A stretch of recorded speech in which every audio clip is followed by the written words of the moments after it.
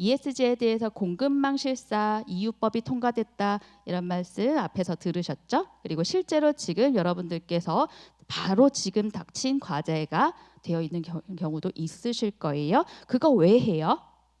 ESG 글로벌 공급망 실사 그거 왜 해요? 대기업 여러분들께서는 협력사에 대한 ESG 평가 왜 해요? 속어죠, 속어. 사고 위험이 있는, 중단 위험이 있는, 비즈니스 연속성이 보장되지 않는 협력사를 소거하기 위함, 즉 리스크를 다운시키기 위함입니다. 그리고 나서 중장기적으로는 이 회사가 존속할 수 있는가? 우리 회사도 마찬가지죠. 큰 회사도 무너지는 케이스를 우리 너무 많이 봤잖아요. 언제 어떻게 변할지 모르는 게 기업의 경영 환경이니까 우리 회사가 계속해서 존속하려면 지금 뭔가를 해야 언젠가 그 씨앗을 뿌리를 거두겠죠. ESG에 대해서 글로벌 표준을 바탕으로 해서 ESG 경영을 해야 합니다. 안 하면 어떻게 됩니다는 여러분들이 인터넷이든 도서에서 잘 찾아보지 못하세요. 자, 어떤 일이 벌어질 것 같으세요? 일단은 진짜요?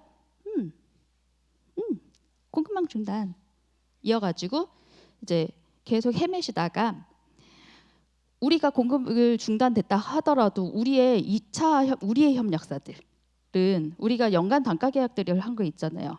그럼 그들도 같이 멈춰줘요? 우리가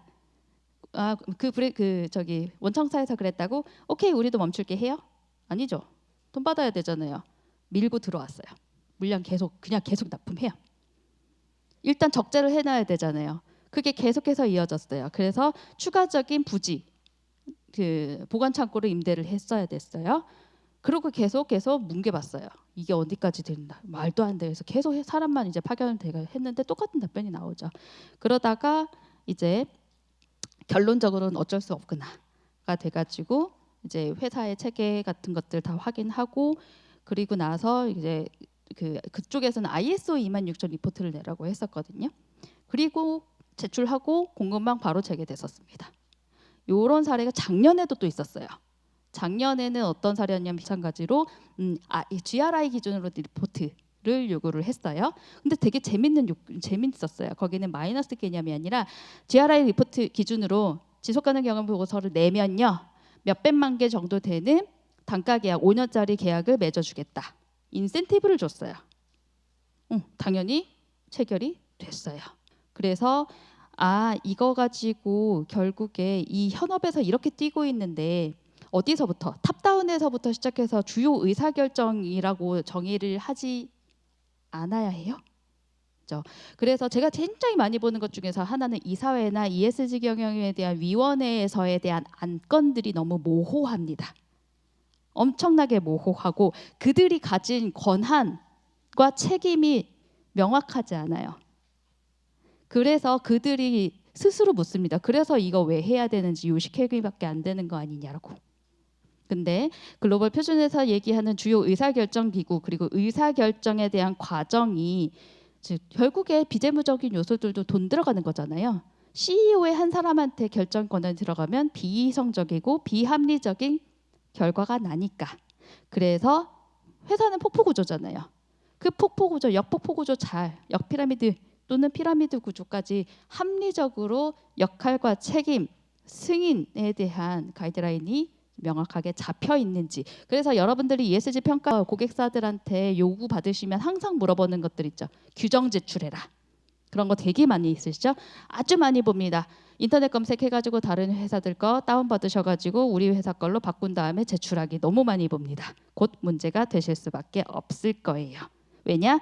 이제는 기준의 시대가 끝났어요. 곧 실적의 시대가 올 겁니다. 기준이 있었으면 그거에 따라서 활동한 실적이 있어야 되잖아요. 그래서 또 다른 대비가 필요합니다. 그리고 이 의사결정과 과정에 대한 설명 책임이 있어야 된대요. 누구한테 설명 책임이요? 이해관계자들한테요. 그리고 투명해야 한다라고 얘기를 하고 있습니다. 결국에 공시를 얘기를 하죠. 예전엔 보고였지만 공시로 돌아가서 돌고 돌아서 이 경영 전략의 전체가 이 한 문장에 좀 녹아져 있어요. 그러면 우리 회사에서 지금 하고 있는 현황은 하나하나 기준을 따져봤을 때 어느 정도에 속하 계신지 생각해 보시면 좋을 것 같고요. 자, 그래서 저는 3가지 스텝을 밟으시도록 그냥 추천을 한번 드릴게요. 여러분들 회사의 고객사 중에서 제일 큰 파일을 갖고 있는 고객사가 있으실 겁니다. 그렇죠? 그 고객사가 우리랑 계속 가실 것 같으세요? 5년, 10년 계속 갈 것 같으세요? 또는 1, 2, 3년 정도만 같이 가실 것 같으세요? 판단을 한번 해보셔야겠죠?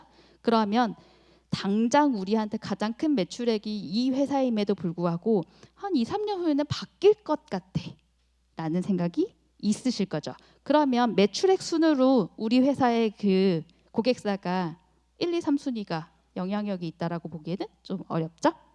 그러면 그 기준 지표를 가지고 그 회사가 EU의 대기업이에요. 그러면 우리도 ESRS 공시를 조금 더 바탕으로 해서 우리 체계성과 활동성이 어떠한지 판단을 해보시고, 그 다음에 그 회사가 다국적 기업이에요. 그러면 과감하게 ISSB 기준부터 기준점으로 잡으시는 게 좋겠죠.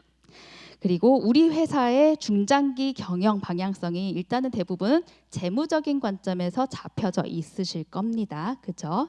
근데 ESG 경영을 진심으로 이제 도입을 하고 필요성을 갖고 있고, 그리고 뭔가 성과를 내야 한다면 컨트롤 타워가 이원화되는 것이 필요하겠죠. 기존에 우리가 있었던 컨트롤 타워는 경영, 기획팀, 전략팀 등이 무엇을 관리했어요?